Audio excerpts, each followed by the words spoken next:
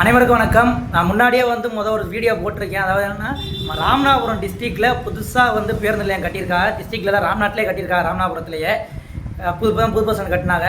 அதுக்கு முன்னாடியே வீடியோலாம் சொல்லிங்கன்னா, இப்போ ஸ்டாலின் ஐயா திறந்து வச்சதில் முத்தமிழ் அறிஞர் கலைஞர் கருணாநிதி நினைவு நூற்றாண்டு பேருந்து நிலையம் அப்படின்னு சொல்லி பேர் வச்சுட்டு போயிருக்காரு. இந்த பேர் வைக்கிறதுக்கு என்ன காரணங்கிறதே தெரியல. இங்கே ராமநாதபுரத்தில் இருக்க மற்ற அரசியல் கட்சியில் அமைதியாக இருக்குது. மக்களுமே இது சம்மந்தமாக கேள்வி கேட்கல. இன்ஸ்டாகிராமில் ஒருத்தர் ரீல்ஸ் போடுறான். பஸ் ஸ்டாண்டுக்கு தலை தீபாவளி அப்படின்னு சொல்லி ஒருத்தர் ரீல்ஸ் போடுறான். ரீல்ஸ் பார்த்தேன்.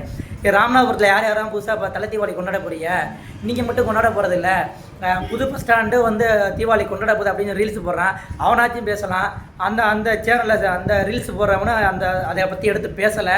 ஆனால் ராமநாதபுரத்தில் இம்மானுவேல் சேகரனா, ஏபிஜே அப்துல் கலாம் ஐயா, முத்துவேல் கருணாநிதி சொல்கிறவங்க ஐயா அப்படியே சொல்லி முத்துராமலிங்க தேவர் ஐயா, அவங்க 3 பேர் இருக்காங்க. 3 பேரை தாண்டி மற்ற ரிபல் முத்துராமலிங்க சேதுபதி அவங்களும் இருக்காங்க.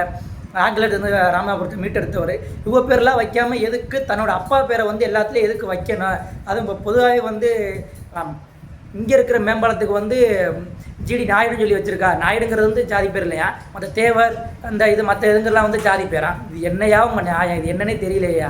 ராமநாதபுரத்தில் வேறு ஆளுகளே இல்லையா சாதிச்சவங்க? அவங்க அப்பா மட்டும்தானா? ராமநாதபுரத்து உங்கள் அப்பாவுக்கு என்ன சம்மந்தம்? உங்கள் அப்பா ஏசிலனால இருக்க மாட்டார். எதுக்கு இப்படி? இது யாருமே மற்ற கட்சிகளும் மற்ற மீடியாக்கள் இதை பற்றி ஏன் பேசலை அப்படிங்கிற ஆதங்கம், என்னோடய ஆதங்கத்தை பதிவு பண்ணிட்டேன். நன்றி, வணக்கம்.